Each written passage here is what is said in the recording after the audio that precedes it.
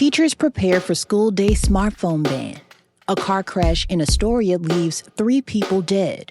President Trump threatens a federal takeover of New York City. But can he? And New York State troopers could get paid leave after critical incidents under a proposed bill. From WNYC, this is NYC Now. I'm Janae Pierre.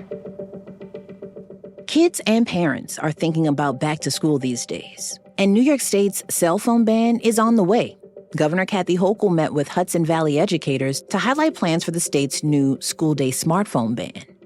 It will require students to store devices from the first bell to the last, though some will be allowed to keep them for medical, translation, or caregiving needs. All of a sudden, you've been smoking your whole life and people take the cigarettes away the next day. It is going to be hard. Hochul says the state has almost $14 million to help schools buy storage solutions before this fall.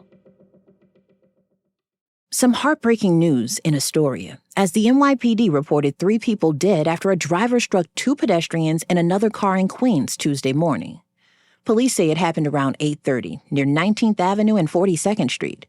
According to officials, an 84-year-old man was driving a 2010 Toyota Corolla on 42nd Street when he hit 2 men who were standing outside a food truck. The Toyota then spun around and hit a Volvo sedan attempting a U-turn. The Volvo driver was uninjured. Police say the Toyota driver and both pedestrians were killed in the crash. Their names have not yet been released. Up next, President Trump has hinted at a possible takeover of the NYPD, similar to what he announced in Washington, D.C. this week. More after the break.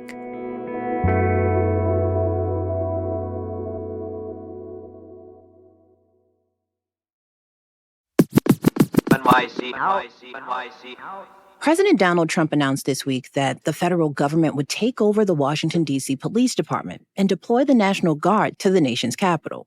He also said he would look at New York to see if the administration could take similar action here. But Trump will likely face greater difficulty in New York if he wants to exert federal control. WNYC's Ben Feuerherd has been looking into this. So, Ben, what exactly is Trump doing in Washington? Yeah, so Trump announced 2 pretty big things that are pretty extraordinary. The first was the deployment of the National Guard to Washington, and the second was the federal takeover of the Washington, D.C. Police Department. And Trump cited what he claimed was sort of out-of-control crime in the district that he described in pretty blunt words. But as many reporters, local politicians, and the D.C. Attorney General have pointed out, is that crime is actually falling in Washington, especially violent crime. Okay, so crime is actually down in D.C., so this really seems like a drastic step. Does Trump actually have the legal authority to do this? Yeah, so it seems like one of these things that people are going to have different views on whether or not he actually has the legal authority to do this. The D.C. Attorney General, for example, called it unlawful in a statement. But the administration invoked a section of a law that allows the federal government to take control of the D.C. police for 2 days during an emergency and for up to 30 days if they notify certain members of Congress. And the D.C. National Guard falls under the authority of the president, and it seems pretty clear that Trump has pretty broad leeway to deploy them. So New York and D.C. have different relationships with the federal government, right? Could something like this happen here, Ben? Yeah, so we spoke to 3 legal experts who all agreed that the level of federal control that Trump is exerting in Washington is certainly something that can't legally happen in New York. But Trump does have some options if he wants to make a statement here with the federal government and federal law enforcement agents.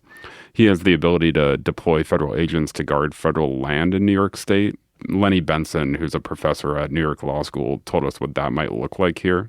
So in New York State, there are areas of federal property. It could be a national park. It could be a waterway that is navigable and covered by the Army Corps of Engineers for safety. Could be our harbors. And Trump can also call in the National Guard under certain circumstances in New York State, which he did in Los Angeles earlier this year after protests over his immigration enforcement there.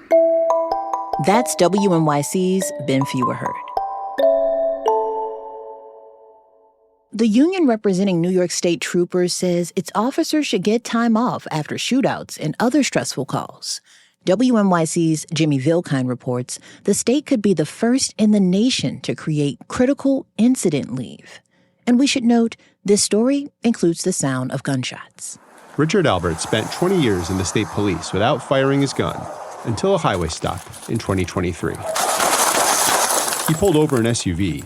A passenger shot him through the window. 364, shots fired, shots fired. Albert was suddenly in a gunfight. Milepost 108, shots fired.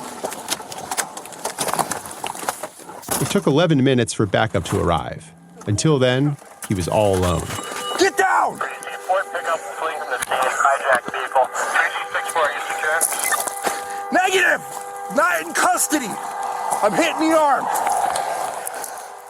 The shooter was later found dead in a wooded area. He died of a self-inflicted gunshot wound.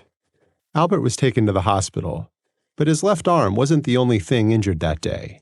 He later recalled the mental stress he experienced when the adrenaline wore off. It's a numbing feeling, and it lasted for quite a few days. It's really hard to explain. Albert took 13 months to return to duty. Most of it was spent rehabbing his arm. But the incident highlighted that the New York State Police doesn't have a policy on when troopers involved in harrowing situations have to go back to work. State Senator Jeremy Cooney wants to change that. The Rochester Democrat wrote a bill that would require up to 20 days of leave for troopers involved in a critical incident. That includes shootouts or other situations involving death or serious injury. Cooney says having a set time to decompress is important for troopers and the communities they serve. He doesn't want law enforcement officers back on the beat before they've fully recovered. That has a detrimental effect on the community at large because you've placed somebody in a position of authority who may not be mentally healthy enough to fully do their job well in protecting the community. The bill passed almost unanimously. Cooney credits the New York State Troopers Police Benevolent Association.